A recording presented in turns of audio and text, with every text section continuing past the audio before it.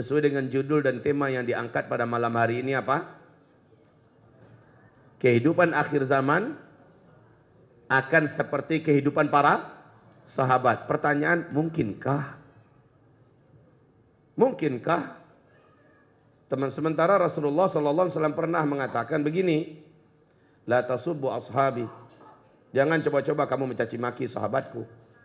Iman salah seorang di antara kamu, siapapun dan sampai dimanapun, kapanpun, tidak akan ada yang mampu melangkaui iman para sahabatku. Begini kata Rasulullah.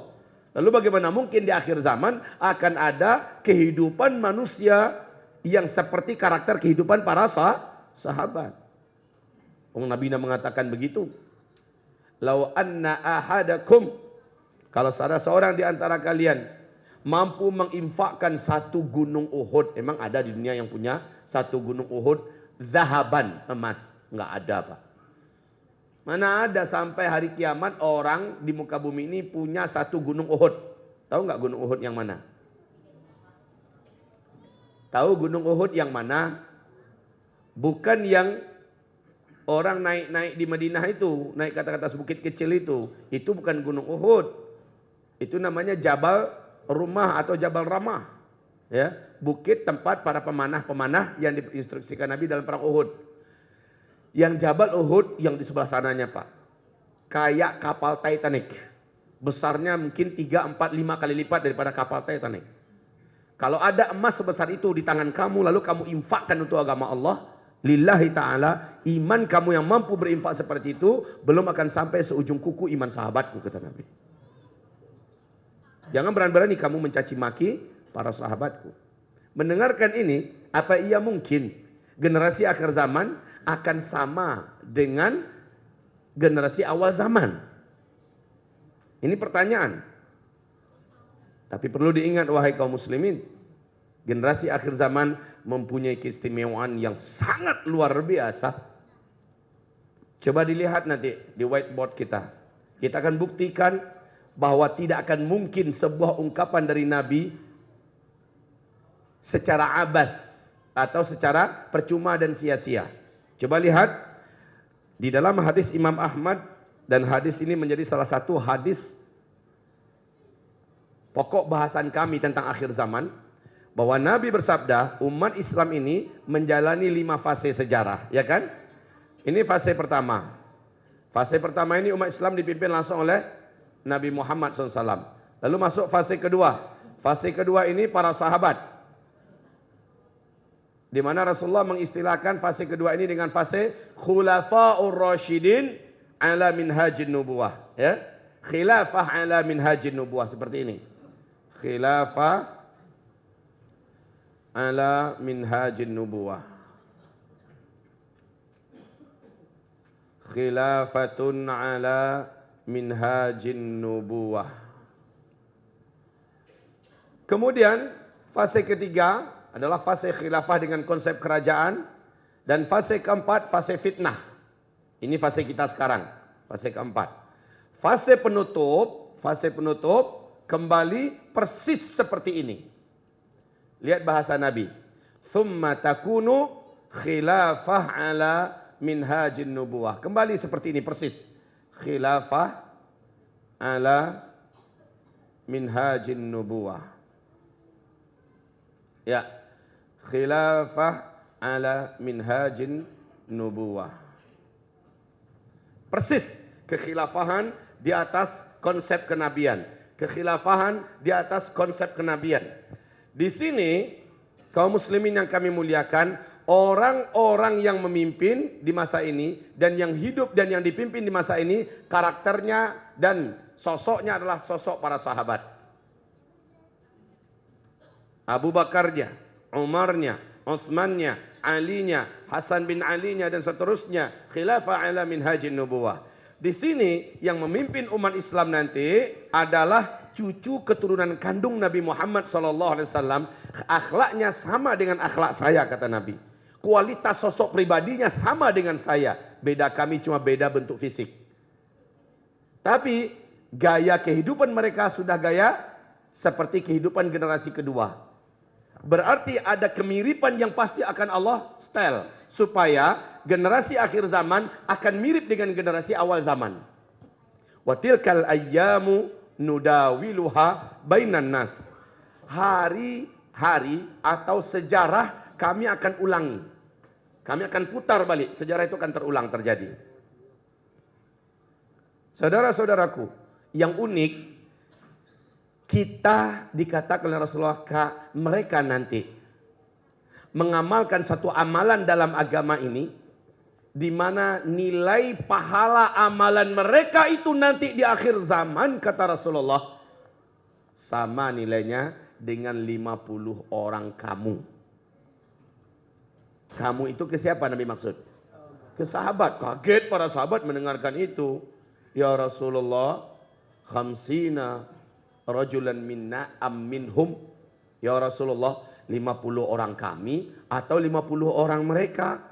Bal minkum, 50 orang kamu, kata Rasul. Masya Allah. Kenapa orang-orang generasi akhir zaman kalau mengamalkan amalan-amalan Islam ini di akhir zaman ini, nilai amalan itu adalah 50 kali 5 amalan para sahabat. Ini sahabat 50 sahabat. Ya, 50 sahabat mengamalkan satu amalan umpamanya duha. Mengamalkan satu amalan umpamanya tahajud. Mengamalkan satu amalan apa saja yang ada dalam Islam, yang ada dalam sunnah.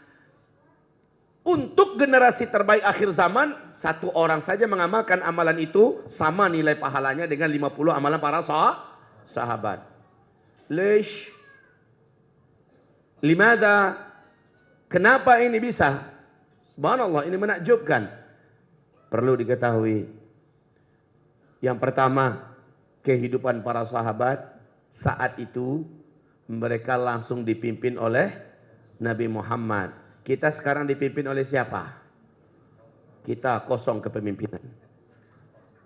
Kalau hari ini kita mampu istiqomah, hari ini kita mampu beramal beribadah lillahi ta'ala sesuai dengan sunnah Rasulullah, tidak peduli dengan cacian orang yang mencaci, bahkan segala risiko pun kita tanggung. Di kondisi di mana saat ini benar-benar kita tidak bisa tempat mengadu, tempat bertanya. Kalau para sahabat ada pada Rasul. Lihat Rasul saja udah nyaman mereka. Dengar Rasul berkata sabar, mereka langsung. Tapi kalau kita, Masya Allah. Ini yang pertama. Yang kedua, lingkungan sahabat saat itu sudah mendukung. Lingkungan sahabat saat itu sudah mendukung. Di Madinah Al-Munawwarah, orang-orang beriman mendominasi. Kekuasaan dan kekuatan tertinggi ada di tangan umat Islam, dipimpin oleh Nabi Muhammad SAW. Jadi syariat berjalan utuh sepenuhnya. Apapun yang mereka lakukan, orang-orang beriman mendukung seluruhnya dan jadi ringan melakukan itu. Mau pakai cadaran kalau perempuan, enak karena hampir seluruh wanita bercadar. Anak-anaknya dimasukkan ke lembaga-lembaga tahfiz Quran, ke lembaga hadis, ke macamnya. Seluruhnya terbentuk dalam suasana yang sudah saling mendukung. Tapi kalau zaman sekarang, terasa betul oleh kita. Kita ngelawan arus kaum muslimin. Kita ngelawan arus. Mainstream manusia pada hari ini mendiskreditkan Islam. Umat muslim yang mulai nampak kelihatan nempel dan fanatik dengan Islam, mendapatkan berbagai macam intimidasi yang luar biasa. Mungkin di media sosial Bapak pernah melihat baru-baru ini bagaimana di airport di Jerman, seorang wanita muslimah pakai jilbab dipaksa oleh 2 orang polisi supaya melepaskan jilbabnya, wanita ini dengan suaminya, karena dia tidak mau disetrum pakai setruman, pingsan di tempat. Suaminya langsung dijotosnya 2 orang polisi ini. Kelahi Pak. Ini menandakan apa? Menjadi seorang muslim di akhir zaman ini itu bukan ringan. Apalagi negeri-negeri yang saat ini orang-orang kafirnya di Eropa, di Amerika sana sedang alergi-alerginya dengan Islam. Di sana itu Pak, Masya Allah. Amerika, beberapa masjid muslim hari ini sudah mulai dihancurkan. Lalu kaum muslimin melaksanakan sholatnya di jalan-jalan raya. Ya, Allahu Akbar. Ini akhir zaman kaum muslimin. Mampu menunjukkan keislaman dan jati diri keislaman tanpa menimbang-nimbang resiko. Ini yang menyebabkan umat Islam di akhir zaman istimewa. Beda dengan orang yang nimbang risiko. Nanti kalau saya buat ini, nanti saya diginiin. Dibuat ini nanti dalam sunnah Islamnya ada, nanti saya diginiin. Keluarga nanti nggak setuju, masyarakat nanti mengucilkan saya bisa diusir dari kampung. Banyak pikirannya. Lah yang kayak gini ini nggak level untuk menjadi generasi terbaik akhir zaman. Generasi terbaik akhir zaman, mereka meniru gaya kehidupan para sahabat, fanatik abis kepada ajaran Islam dan sunnah Rasulullah Sallallahu Alaihi Wasallam. Baik. Jadi kaum muslimin, suasana kita sekarang ini memang luar biasa berat, Pak. Ada satu lagi yang tidak ada pada zaman sahabat. Zaman sahabat, sebelum mereka wujud sebagai sahabat, mereka hidup dalam keadaan biasa, bermasyarakat di Makkah Al-Mukarramah, ya kan? Ketika Nabi mengumumkan kenabian dan kerasulannya, apa yang terjadi kaum muslimin? Saat dakwah jahriyah dimulai, intimidasi mulai diarahkan kepada mereka. Intinya segala macam ujian para sahabat saat itu hanya berasal dari kekuasaan yang berkuasa dari kafirin dan musyrikin di Mekah saat itu. Artinya dari manusia saja. Dari manusia saja. Sementara manusia di akhir zaman, orang-orang beriman di akhir zaman, masih ingat kajian kami tentang fase kelima, sebelumnya adalah fase keempat. Di fase keempat ini ada 4 tanda besar kiamat. 1, 2, 3, 4. Kan begitu?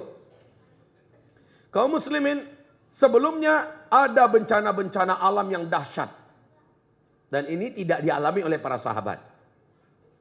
Banjir yang sangat besar, tsunami menimpa di mana-mana, gunung Merapi meletus, kelaparan yang sangat mengerikan. Kemudian terjadilah gempa-gempa yang berskala sangat besar. Ya, kemudian gunung-gunung pada meletus, apa lagi?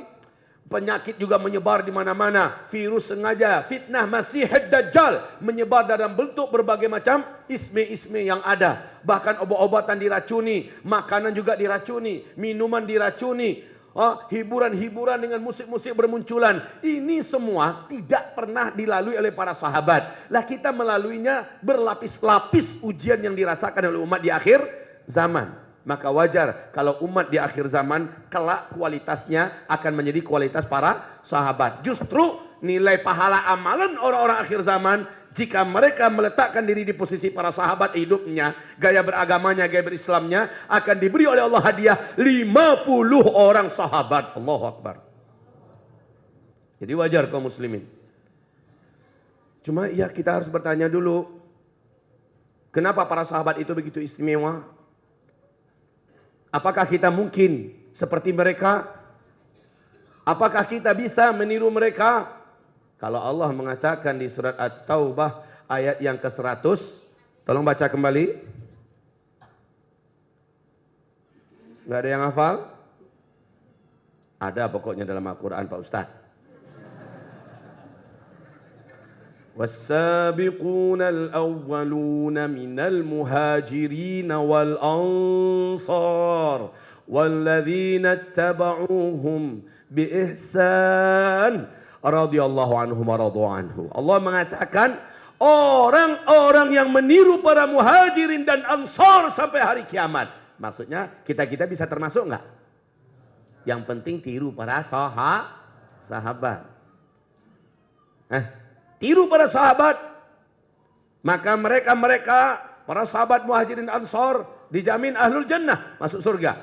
Kita yang meniru mereka, fanatik dengan gaya mereka, dengan style mereka, insya Allah pun akan dimasukkan oleh Allah sama dengan mereka di dalam jannah.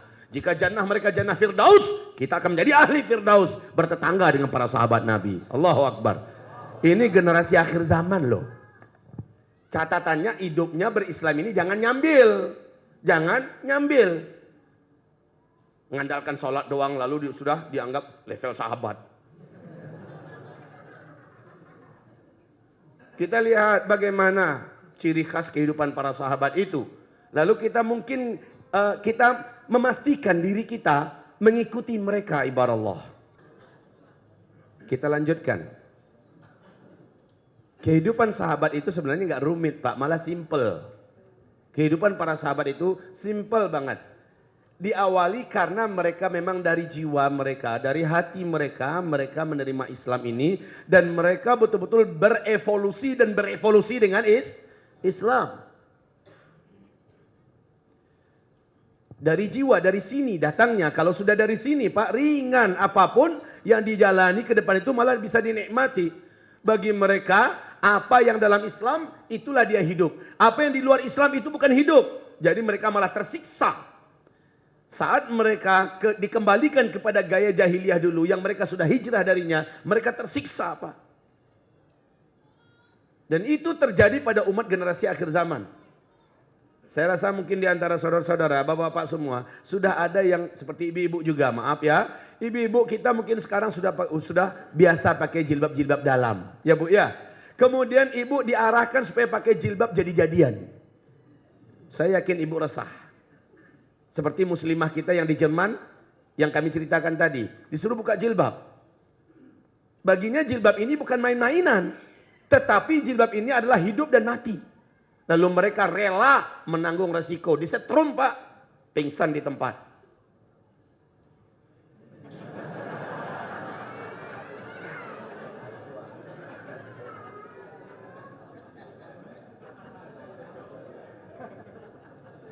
Kun fayakun. Alhamdulillah, jazakumullah khairan. Kaum muslimin yang kami muliakan,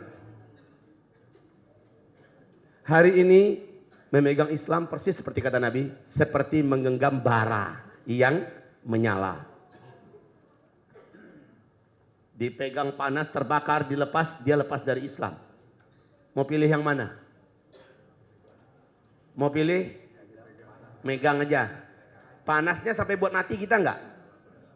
Enggak. Tapi nyiksa sih, terasa tersiksa. Tapi karena ini dia harga daripada sebuah prinsip di akhir zaman, dia tanggung.